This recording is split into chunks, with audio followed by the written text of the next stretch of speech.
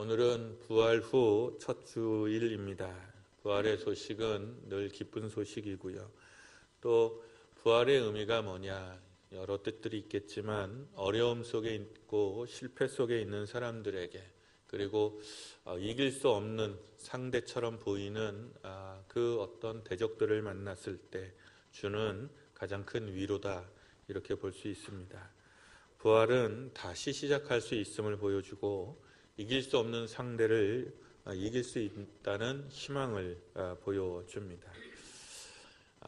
이 부활의 희망, 그리고 부활의 위로, 부활의 능력이 더욱더 필요한 시대다 싶습니다. 돌아보면 참 고단한 세상이 있다, 이렇게 생각이 돼요. 저는 흔히 말하는 386 세대의 한복판에 있는 사람입니다. 그래서 나름대로 어려운 시대를 살았다, 이렇게 생각을 해왔습니다. 그런데 요즘 다시 생각해 보니까 위의 세대에 비하면, 우리 위의 선배들이나 어른들의 세대에 비하면 참 제법 편한 시절을 살았고, 또 지금 청춘들, 젊은 세대에 비하면 더욱 좋은 세월을 살았다 싶습니다. 청춘들이 이제 아마 그 양갈래 속에서 어른들에 대한 생각이 양갈래로 이렇게 나뉘는 것 같아요. 그러니까 우리 아버지 세대 또는 할아버지 세대가 얼마나 힘들고 고단하고 그 시절 속에서 어떻게 그 시대를 이겼는지 정말 놀라움을 갖는 그런 마음도 있고, 또 비난하는 마음도 있어요. 대충 학교 나와도 그냥 공무원이나 해라, 이런 말이 통할 수 있었던 시대를 살아놓고는 우리한테 이렇게 해라, 저렇게 열심히 살아라, 이런 말을 하는 게 가당하냐, 이제 그런 비난도 함께 있죠.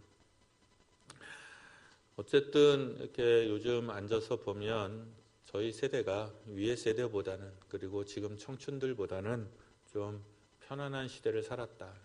우리도 이렇게 녹록한 시대를 살았다고는 말할 수 없는데 그래도 편안한 시대를 살았다, 이런 생각이 들 때가 많습니다. 진학, 취업, 결혼, 출산, 집을 마련하는 거, 지금 우리 청년들이 고전을 면치 못하고 있습니다. 지금 32, 3, 4세 결혼하는 게 이제 다반사가 됐죠. 30 이전에 결혼하는 게 굉장히 어려워졌습니다. 그래서 어느 선생님은 아프니까 청춘이다, 이렇게 위로를 했는데, 이거 사실은 위로하자는 거였어요. 아프니까 청춘이다. 또 읽어보면 또 위로의 말입니다. 그런데 세상은 선생님이 생각한 것보다 훨씬 아팠던 모양입니다. 아프면 병자지 그게 청춘이냐, 이런 날선 비난이 그분에게 들이닥쳤지요. 사실 아프면 병자죠. 사실 아프면 병자죠. 청춘이 아니라, 아파서 청춘이 아니고, 청춘이면 아프기도 하긴 하지만 아프기만 한 게 아니잖아요. 눈부시게 아름다운 시절이잖아요. 지금 문제가 되는 건 청춘이어서 아픈 게 아니라 힘이 없는 세대여서, 힘없는 세대에서 아픈 것이 문제죠. 그래서 빼앗기는 게 문제입니다. 이러면 어른들이요, 이해를 못해요. 우리가 뭘 애들 걸 다 뺐느냐, 이렇게 이해를 못하는데, 여러분 지금 어른들이 애들 먹을 거 굉장히 많이 뺏었습니다. 그러니까 세금을 줄였잖아요. 복지 세금 없는 증세. 그래서 복지는 하기는 하잖아요. 근데 세금을 안 걷죠. 세금을 안 걷어요. 여당이나 야당이나 논리는 같아요. 여당은 세금을 아예 안 걷겠다 이거고, 야당은 부자한테 좀 걷겠다 이거예요. 그런데 진실은 뭐냐면요, 여러분, 부자한테만 걷어도 복지는 불가능해요. 서민들도 세금을 더 내야 현재의 복지를 유지할 수 있고 기본적인 복지를 더 할 수 있어요. 우리가 OECD 국가 중에서 최하위인데 중간까지 올라오려면 세금 없이는 불가능해요. 그런데 세금 없이 가능한 방법이 딱 하나 있어요. 그게 뭐냐면 국채예요. 그러니까 나라가 빚을 지는 거죠. 그 지금 국채 발행 비율이 엄청나요. 그거 우리 세대가 안 갚아요. 그 빚은 지금 청년들이 갚아야 되는 빚이에요. 그거 우리가 못 갚아요. 우리가 빚 내고 우리가 바로 갚을 수는 없잖아요. 그럴 만한 능력도 없으니까요. 그러니까 사실은 지금 청년들 등쳐서 지금 복지하고 있는 거예요. 그러니까 그런 거를 얘기를 안 해주니까 모르는 거죠. 그러니 청년들 눈으로 보기에 어른들은 무례하고 무경우하고 이기적인 거죠. 지금 그런데 청춘만 힘드냐? 그렇지는 않아요. 사실은 세상의 대부분의 많은 사람들이 아파요. 되게 힘겹게 삽니다. 제법 편하게 살아온 우리 세대도 이젠 사실상 한계에 부딪혔습니다. 정말 많은 친구들이 직장에서 이미 밀려났고요. 또 밀려나기 시작하고 있습니다. 그런데 지금 돈 들어가는 거는 아직 끝나지 않았어요. 아이들이 대부분 대학을 졸업하지 못했고요. 결혼을 하지 못했습니다. 부모를 모시는 마지막 세대이기도 하고 또 자녀를 끝까지 책임지는 마지막 세대일 겁니다. 우리 세대가. 그런데 문제는 능력을 잃었어요. 직장을 잃는데 방법이 없잖아요. 우리 사회 전체가 그래서 보면 집단 우울증에 걸린 것만큼 힘겹고요. 무기력하고 아파요. 참 아파요. 사람들이 아픈 것 같아요. 몸만 아픈 게 아니라 마음도 아프고 믿음도 아프고 교회도 아파요. 이게 참 문제기는 문제예요. 그런데 여러분 돌아보면 하나님의 일을 감당하는 초기 교회의 위대한 사도들과 교회들도 마찬가지였어요. 그러면 언제 세월이 편했느냐는 거죠. 누구는 편한 시절을 살았느냐는 거죠. 조금 덜하고 더한 시대는 있기는 있었어요. 조금 나은 시대가 있기는 있었지만 아담 이후로 이제까지 모든 인류는요 계속해서 힘든 시절을 살았습니다. 유례 없는 평화를 우리가 사실 누리고 있는 건지 몰라요. 한반도에서 일어난 전쟁을 계산해보면 3년당 한 번씩 전쟁이 있었다고 그래요. 그러니까 얼마나 많은 그 어려움들 속에 있었느냐는 거죠. 오늘 본문에 등장하는 사도 바울의 일행들도 참 아팠어요. 많이 힘들었다는 뜻이에요. 이 사람들은 정말 바깥으로는 정말 박해자들을 만났죠. 로마의 그 정치 권력의 박해를 받았고요. 또 동족 유대인의 위험 속에 노출되어 있었어요. 오히려 동족 유대인들이 훨씬 더 센 박해를 했고요. 또 박해를 했죠. 또 이들을 더욱 힘겹게 했던 것은 내부의 분열과 비난이었어요. 내부의 분열과 비난과 오해가 이들의 일행을 더욱더 힘들었습니다. 특별히 고린도 교회와의 이 관계는 사실상 최악의 관계로 치닫고 있었죠. 고린도 교회는 1년 반 동안 사도 바울이 애써서 세운 교회였지만 그래서 은사가 넘치고 또 지식이 넘치는 교회였지만 안으로는 정말 내부 분열이 있어서 파당이 있고 서로 다투고 또 바울과의 관계가 깨졌어요. 무엇보다도 사도 바울과의 관계가 인간관계가 깨져서 이게 넘어서면 안 되는 선까지 사실상 넘어선 거죠. 교회가 바울을 비난했고요. 그리고 신이 없는 사람 또는 자격이 없는 사람으로 의심하는 사람들이 굉장히 많이 늘었습니다. 그리고 교회는 어지러웠죠. 고린도 교회만 그런 것이 아니라 사도 바울이 심혈을 기울였던 여러 교회들이 거짓 교사들에 의해서 사도 바울의 권위가 흔들리고 바울에 대한 신뢰가 깨졌습니다. 마음을 다해서 섬기고 사랑했던 사람들과 교회의 등을 보는 거, 그거 참 힘겨운 일입니다. 거기다가 그래서 그랬는지 모르지만 건강마저 잃었죠. 우리가 육체가 편하지 못하다. 사도 바울은 육체의 가시라고 할 만한 육체의 문제를 안고 있었죠. 그거 외에도 여러 가지의 문제로 사실은 쇠약해져 가고 있는 겁니다. 일은 뜻대로 안 되고, 앞으로 지금 하고 있는 일도 뜻대로 안 되고, 이제까지 해왔던 일, 그래서 나름대로 성과라고 생각했던 것조차도 흔들리고, 그리고 밖으로는 박해와 어려움이 있고, 건강마저 흔들리고 있어요. 어떻게 보면 최악의 상태라고 할 수 있습니다. 이런 와중에서 사도 바울은 문제에 빠진 고린도 교회를 내버려 둘 수가 없어서 편지를 써서 보냈습니다. 총 3통을 보냈었거든요. 이제 기록에 의하면 총 3통이에요. 우리가 갖고 있는 건 고린도 전서, 후서만 있고요. 전서하고 후서 사이에 편지 하나가 더 있어요. 지금 후서를 쓰고 있으니까 전서를 보낸 거죠. 편지를 보냈는데 고린도 전서를 읽어보면요, 고린도 전서가 굉장히 어휘가 강렬합니다. 그러니까 책망과 비난이 굉장히 세요. 그러니까 고린도 교회의 문제가 셌던 것만큼 사도 바울의 권면도 굉장히 강렬한 언어로 기록이 되어 있습니다. 사도 바울이 어쩔 수 없었겠죠. 그래서 고린도 전서를 써서 보냈는데, 보내고 나서 후회에 빠집니다. 이거 생각해 보세요. 관계가 깨졌잖아요. 관계가 깨졌는데 거기다 대고 설교를 하는 거죠. 거기에다 대고 뭐 이렇게 저렇게 해라고 가르치고 그러면 그거를 듣겠냐고요.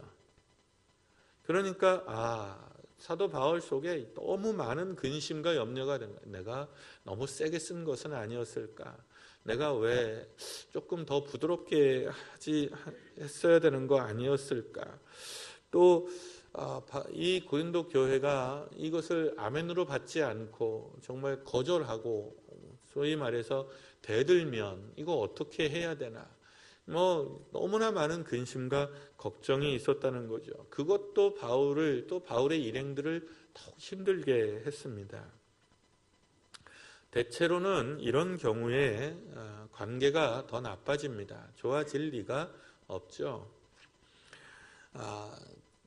이게 고린도전서가 이렇게 보면 사도 바울과 교인들 간에 오해가 있고 관계가 깨진 건데, 그러면 이제 보통은 한 발씩 서로 물러나서 미안하다, 내가 너희들 잘못 이해한 부분이 있다, 이렇게 나도 한번 물러서고 너희들도 한 번 물러서고 이래서 대충 이렇게 화합하지 않으면, 그렇게 해도 사실은 말을 하게 되면 대부분 관계가 깨집니다. 그런데 바울은 지금 고린도 전서에다 그렇게 하지 않았어요. 고린도 전서에서 그냥 일방적으로 고린도 교회에다 퍼부은 거죠.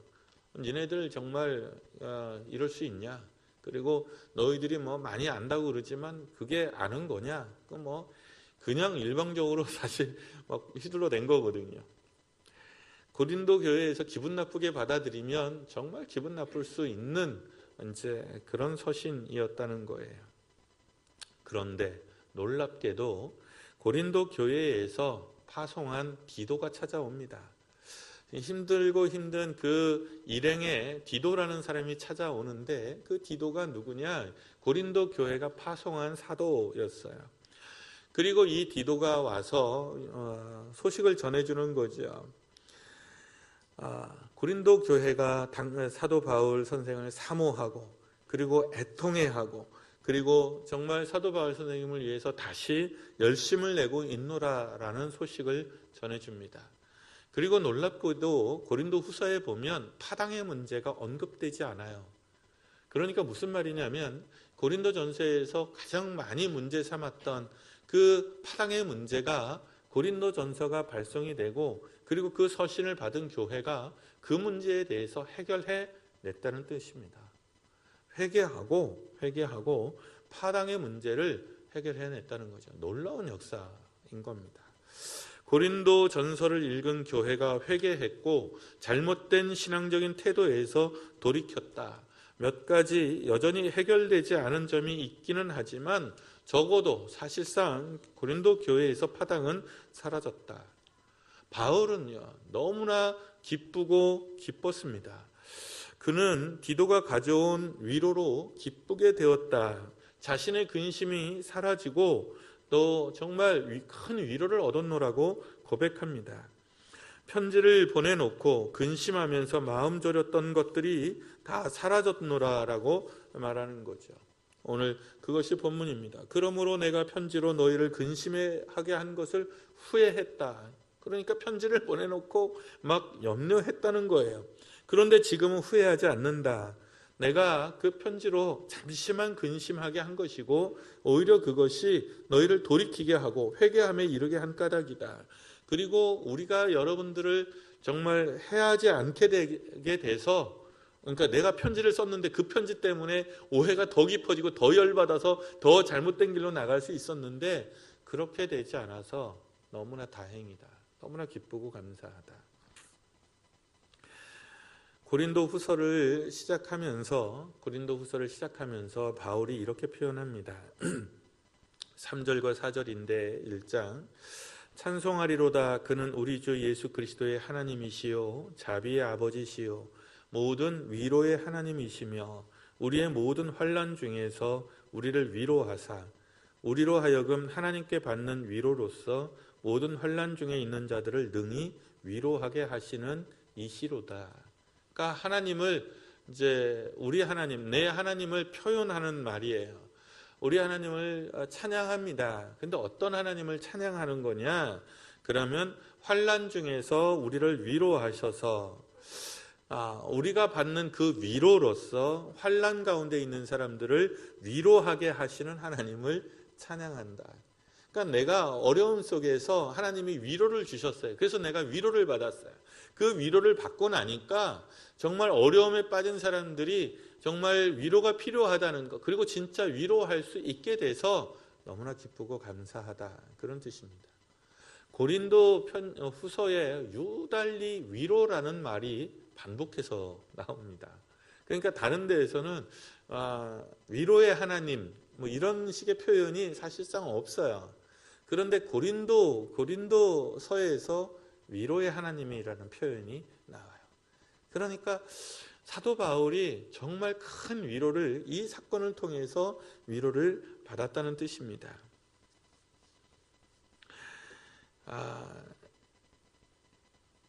우리 이제 교인들, 우리 성도들이 교회들이 착각하는 것 중에 하나가 초기 교회의 사도들은 믿음 안에서 늘 기뻐하고 늘 확신에 차 있고 늘 만사형통했는 줄 압니다. 그렇지 않다는 거예요. 사도 바울 일행도 두려움에 빠진 적이 있고 근심에 빠지기도 하고 염려 속에 있기도 했습니다. 그리고 만사형통되지 않았어요. 하는 일마다 죽을 때가 많고 또 계획대로 안 되는 일들이 너무 많았습니다. 그것도 문제가 된 거거든요. 고린도 교회와 왜 오해가, 로마 교회도 마찬가지인데 왜 오해가 생겼느냐? 사도 바울이 약속을 하는 거예요. 내가 내년에 어떻게 하다 보면 니네들을 방문하게 될 거다. 이렇게 약속을 하는데 그 약속을 지켜내지를 못하는 거예요. 다른 교회 선교지의 상황들 때문에, 여러 가지 상황들 때문에 그 약속을 지키지를 못하는 거예요. 그래서 신이 없는 자로 또는 사랑이 식은 자로, 우리에 대해서 무관심한 자로, 이게 이렇게 해서 오해가 그렇게 해서 이제 출발하게 되거든요. 그들도 우리처럼 낙심할 때가 있었고 상처받습니다. 또한 심해 겨울 때가 있었습니다. 그리고 무엇보다도 이 일행도, 천하의 사도 바울도 위로가 필요했다는 겁니다. 위로가 필요했다는 거예요. 우리가 이 부분을 자주 놓칩니다. 예수님도 당신의 제자들에게 너희는 나를 위하여 기도해라. 나를 위해서 좀 기도해다오 말씀하셨습니다. 천하의 예수님도 기도를 요청하시는 거죠. 그리고 너희는 나와 함께 깨어 있어라. 나와 함께 있어다오. 이 힘든 시간에 나와 함께 있어다오 하고 부탁합니다. 누구나 위로가 필요하고요. 이게 젊은 세대뿐만 아니라 교인들만 아니라 목사도, 장로님도, 어른들도, 여러분의 아버지와 어머니도 위로가 필요합니다. 그리고 여기 부모 여러분, 우리 아이들도 지금 위로가 필요합니다. 왜요? 다 아파요. 지금 우리가 아픈 시대를 살고 있어요. 그래서 너무 아파서 투덜거리는 거예요.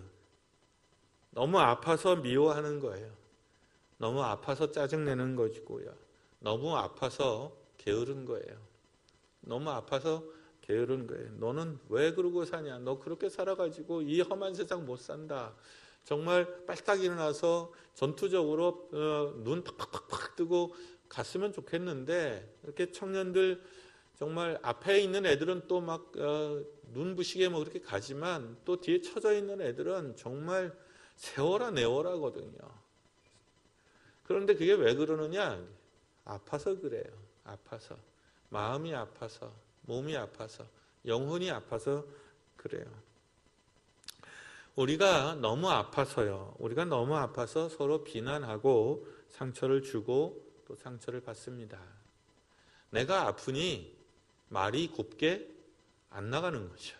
내가 아프니까 말이 곱게 안 나가는 거예요. 여러분, 뒤집어서 생각해 보세요. 누군가가 나에게 곱지 않은 말과 곱지 않은 표정과 곱지 않은 태도로 나한테 그렇게 행했다면 그 사람은 왜 그랬을까요? 나를 무시해서가 아니라 그 사람이 아파서 그렇습니다.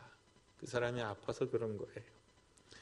그 아픈 것을, 요즘은 우리가 아픈 것을 아프다 이렇게 말하고 살 수 있는 시대도 아니고, 내가 그렇게 아파, 내가 김용혁 집사님 내가 너무 아파요 그러면 김용혁 집사님, 목사님 아프세요? 내가 위로해주고 뭐 그러지 않아요.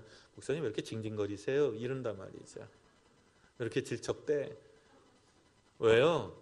나도 아프거든요. 나도 아픈데 그따 대고 나도 아프다 이러니까 더 짜증이 나는 거죠. 내가 건강하고 내가 행복하면 그러셨어요. 정말 내가 집사님을 위해서 기도해 줄게요. 당신을 위해서 기도해 줄게요. 뭐 이렇게 될 텐데, 나도 힘들어 죽겠는데 그따 대고 또 나도 아프다 그러니까, 그래서 여러분 남자들이 여러분 아픈 거 너무 싫어하는 거예요.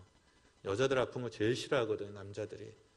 바깥에서 정말 힘들고 지치고 막 그러고 들어왔는데 여자가 몸살 나갖고 막 이렇게 몸 좀 누우면요, 불쌍해 보이지 않아요. 그냥 화부터 나요. 근데 그게 어쩌다 한 번이면 뭐 그래도 뭐 또 좋아해서 결혼을 했으니 뭐 그러게 되긴 하겠지만, 그게 뭐 반복해서 이렇게 되거나 그게 한 3, 4일 간다 그러면 집에 와서 AS 받고 와, 딱 이렇게 되는 거죠. 예. 큰일 납니다. 근데 그게 왜 그러냐? 우리가 아파서 그래요. 아파서. 하나님은 위로의 하나님이셨지요. 바울의 일행을 향해서 디도라는 위로의 자신을 보냈습니다. 디도는 위로의 소식을 가지고 왔지요. 위로의 소식을 가지고 오는 사람들이 있습니다. 그게 복음이에요. 그게 복음입니다. 위로의 소식, 갇힌 자에게 해방을, 포로된 자에게 자유를, 억눌린 자에게 노임을 선언하고 선포하는 그것이 복음입니다. 그게 복음이에요. 여러분, 서로가 서로에게, 그래서 설교자로 있으면 안 됩니다. 선생님으로 있으면 안 돼요. 설교는 누구만 해요? 저만 해요. 설교는 저만 할 거예요. 설교는 저만 할게요. 여러분은 설교하지 마세요.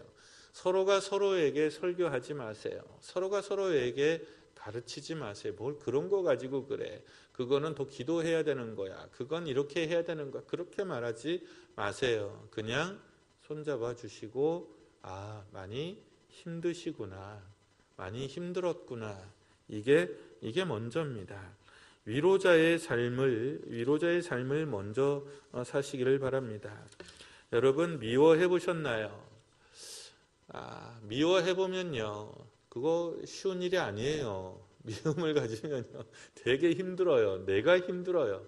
내가 이 사람 미워하면 내가 힘들어요. 미워하는 것도 쉬운 일은 아니에요.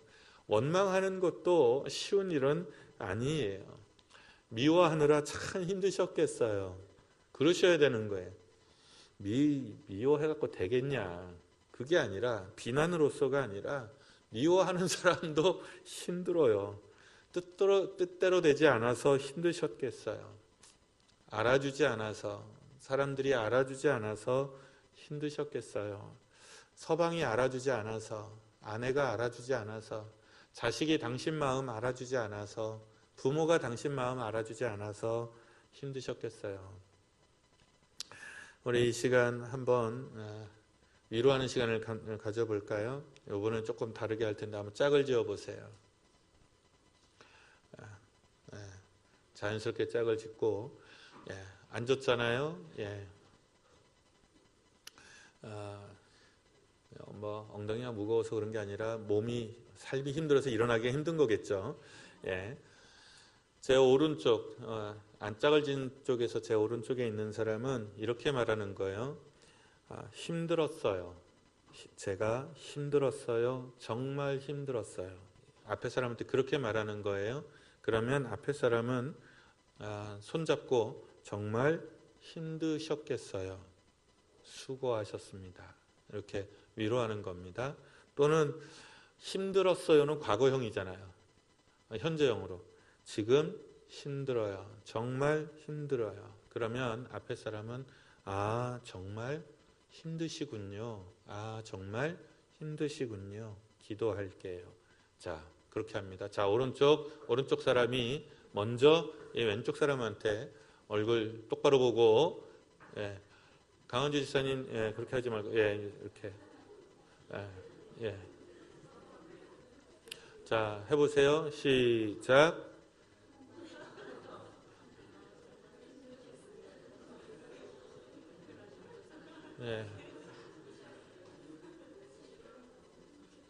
그렇죠.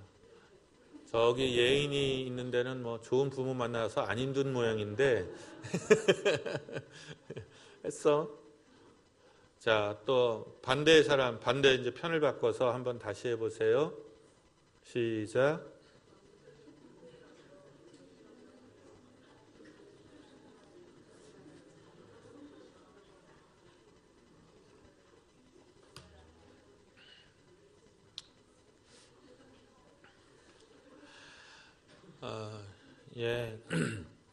힘든 시절을 사니라 힘드셨겠어요. 힘든 시대를 사니라 힘드셨겠어요. 여러분, 힘드시군요. 힘드시군요. 참 힘들었겠어요. 참 힘들었겠어요. 자, 따라서 해보세요. 참 힘들었겠어요. 이 마음을 잊지 마세요. 이게 존중이고 존경이에요. 목사님 참 힘들었겠어요. 장로님 참 힘들었겠어요. 권사님 참 힘들었겠어요. 언젠가 제가 굉장히 화가 났던 말 중에 하나가 그러는 거예요. 그래도 목사님 월요일날 놀잖아요. 그러는 거예요. 그리고 편하잖아요. 목회가. 그래서 이 사람은 교회를 다닌 건가? 도대체 무슨 생각으로? 그러니까 이제 그 부교육자였죠. 그 부목사님. 앞에 누구라고는 말하지 않겠지만 그럼 지 새끼를 목사를 시켜보지. 그냥 막 노발대발 하더라고요. 그러니까 내가 정말 힘들어 죽겠는데 내가 힘든 거는 보이지 않는구나. 이런 마음이 그 힘을 확 잡아 뺀 거죠. 내가 정말 이렇게 저렇게 해서 정말 힘들었어. 그게 뭘 힘들다고 그래. 나 봐. 내가 사는 거 보면 소설 몇 권이야. 이렇게 말하지 않는다는 거죠. 여러분, 누구나 자기 손가락에 꼽힌 가시는 너무나 절실한 겁니다. 정말 힘드셨군요. 그리고 힘들겠어요. 정말 지금도 힘들겠어요. 기도할게요. 이 마음을 잃지 않기를 바랍니다. 여러분, 위로하시는 하나님을 우리가 듣고 보고 배웁니다. 우리 하나님은 정말 힘겨운 가운데 위로로 찾아오십니다. 그러므로 이 세상을 사랑하는 이들을 위로하는 자가 되십시오. 여러분의 부모도 아무리 연세가 많아서 80, 90이라도 사랑이 필요합니다. 위로가 필요하고 존경과 존중이 필요합니다. 아무리 어린 아이들이라도 존경과 존중이 필요합니다. 누구도 무시받으면 싫어합니다. 무시받으면 상처를 받습니다. 왜? 아이들도 힘이 듭니다. 1살짜리가 이제 일어나서 이제 기기 시작하는 애들이 뭐가 힘들겠느냐? 아니요, 힘듭니다. 이 아이들이 엄마 품에서 일어나서 걸어서 새 세상을 만나는 이 신기한 세상을 만나는 것이, 이 낯선 세상을 만나는 것이 이 아이들에게도 스트레스라고 한답니다. 그래서 거기에서 격려받은 아이와 격려받지 못한 아이들의 차이가 나타납니다. 그때 기기 시작할 때 격려받은 아이는 용기 있는 어른으로 자라고, 그 다음에 그때 격려받지 못한 아이들은 소심하고 내성적인 아이들이 됩니다. 대부분 다 소심하고 내향적이잖아요. 우리가. 그게 왜 그런지 아시겠죠? 마지막으로 세상을 위로하는 사람들이 되기를 바랍니다. 슬픔에 빠진 사람들을 위로하고 그 동정의 마음을 잃지 않으시기를 바랍니다. 목요일은 4월 16일 세월호 참사 1주년입니다. 저는 정말 마음이 아파요. 그리고 유족들을 함부로 대하는 이 세상에 대하여 화가 납니다. 그 유족을 함부로 대하는 정부와 그리고 언론에 대하여 화가 납니다. 모든 것을 돈으로 환산하는 이 세상의 저열한 가치관에 대하여 화가 납니다. 돈으로 유족들을 능멸하고 모독하는 사회 분위기 화가 납니다. 유족들은 한 번도 배상과 보상에 대하여 입에 담지 않았습니다. 정치권과 언론들이 앞서서 돈 이야기를 끊임없이 반복해서 했습니다. 심지어는 아이들이 물속에 있어서 구조하고 있는 동안에도 그 짓을 했습니다. 줄기차게 유가족들이 주장해온 것은 진상규명, 책임자 처벌입니다. 나머지는 그 배상과 보상의 문제는 언론에서 떠들 것이 아닙니다. 그냥 법과 규정과 관례가 있어요. 이제까지 해온 법과 규정과 관례가 있습니다. 그걸로 그대로 하면 됩니다. 그 이상의 특별한 대우를 유족들은 바란 적이 없습니다. 이게 공식적인 성명서로 수십 번 나갔는데 한 번도 보도가 되지 않습니다. 그 많은 돈 받아 처먹었으니 이제 그만하지. 이게 지금 이 세상 인심입니다. 그러나 여러분, 세월호 참사는 그냥 1년 전에 있었던 사고가 아닙니다. 여전히 해결되지 않은 진행형의 사건이고 기성세대가 책임져야 하는 사건이고 교회가 책임져야 하는 목회적인 예언적인 신학적인 사건입니다. 왜 아이들이 그 200명이 그 안에 있었는데 그들을 왜 구조하지 않았는지, 구조를 못한 게 아니라 구조를 하지 않았는지, 헬리콥터가 떴대. 헬리콥터가 떴어. 우리 빨리 구조해줘. 구명조끼 입고 아이들이 계속 기다리고 있었는데 그 아이들을 왜 한 명도 구조하지 않았는지, 못했는지 누가 책임을 졌습니까? 아무도 책임을 지지 않았습니다.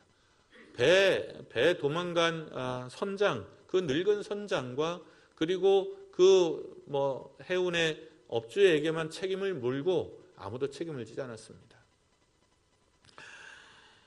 거기에는 여러분 우리 자녀와 생명과 윤리와 신앙의 문제가 함께 연루된 과거의 문제가 아닙니다. 잊고 싶습니다.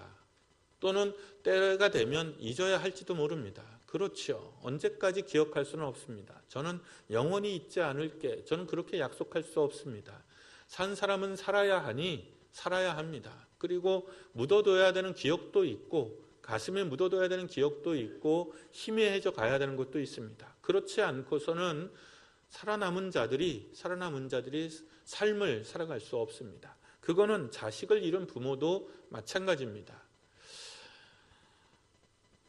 그러나 이건 지금 현재 진행형의 문제입니다. 지금 문제를 덮을 수도 없고 덮어서도 안 되는 문제입니다. 교회는 사회에 책임 있는 일원으로서, 목회자도 사회에 책임 있는 일원으로서 예언자적인 양심으로 우리가 변하지 않고 넘어간다면 저는 예언할 수 있습니다. 또 억울한 생목숨을 때로 잃게 될 것입니다. 슬픔과 어려움에 빠진 사람들을 교회는 위로해야 되는 책무를 가지고 있고 진실에 대하여 깨어 있어야 되는 것이 교회와 목회자와 신학의 범주입니다. 이것은 그저 해상사고가 아니고 그저 정치적 사건이 아니고 그저 우리 안에 있었던 그 어떤 사건이 아닙니다. 이거는 자녀와 우리 아이들과 생명과 윤리와 그리고 우리가 가지고 있었던 믿음의 기준에 대하여 다시 물어야 하는 그런 사건입니다. 그래서 잊을 수 없는 것이고 제가 자주는 아니지만 반복해서 말씀드리는 이유입니다. 언론에서 이런 걸 굉장히 피곤해 여긴답니다. 교인들도 세상들도 이런 것을 피곤해하고 정말 짜증스러워 한답니다. 저는 그 마음이 불쾌합니다. 그리고 그 마음을 조장하는 그것들에 대하여 분노합니다. 여러분, 사람이 죽은 겁니다. 아이들이 죽은 겁니다. 한둘도 아니고 어른까지 포함해서 300명이 죽었는데 아무것도 하지 않은 정부가 아무 책임도 지지 않고 목요일 날 또 딴 나라로 간답니다. 대통령이. 그 많은 약속들은 다 어디 갔습니까? 유족들을 만나겠다, 언제든지 만나겠다고 했던 그 약속들은 어디 갔습니까? 참사 1주년에 다른 나라 대통령의 간곡한 청은 받아들일 수 있고 저는 정파를 떠나서 그건 옳지 않다고 믿습니다. 지도자가 행할 짓이 아니라고 믿습니다. 저는 이렇게 계속한다면 우리나라 대통령은 죽었다 이렇게 선언할 수 있다고 봅니다. 사랑하는 여러분, 이건 정치의 이야기가 아닙니다. 이건 신학의 이야기고 신앙의 이야기고 생명의 이야기입니다. 이건 여당이나 야당의 문제가 아니라 이건 사람과 생명에 대한 문제입니다. 저는 우리의 마음 씀씀이를 더 부드럽게, 더 넓게, 따뜻하게 갖춰가기를 소망합니다. 4월 이 땅에서 목숨을 잃은 청년들이 유달리 많은 달입니다. 청년들을 위로하고 어른들을 위로하고 서로를 위로하고 그리고 정말 서로 사랑하고 존중하기를 바랍니다. 다만 그 사랑과 존중에서 썩어빠진 정치는 빼십시오. 권력자는 빼십시오. 그들은 우리가 보호하고 사랑해야 되는 대상이 아닙니다. 그들은 우리가 판단하고 비판하고 몰아내고 정죄해야 되는 대상이에요. 여러분이 지지하는 정치인이나 정치 집단의 문제가 아니라는 거예요. 힘겨운 백성들의 삶의 문제입니다. 여러분, 위로하시는 하나님이 로마의 황제를 위로하지 않습니다. 위로하시는 하나님이 예루살렘의 중앙 성직자들을 위로하지 않습니다.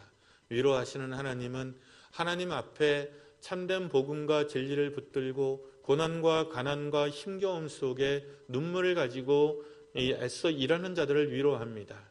알아주지 않는 세상 속에서 소외되고 낮아진 곳에서 주님의 뜻을 감당한 사람들을 위로합니다.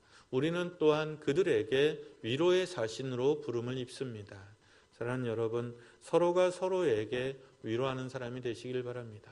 내가 조금 힘들다고 해서 이 세상에 슬픔 당하는 사람, 위로가 필요한 사람들에게 막말을 던지고 짜증을 던지는 이 세상에서 한 걸음 물러나셔서 그리스도 예수의 마음으로 서시기를 축원합니다. 기도합니다.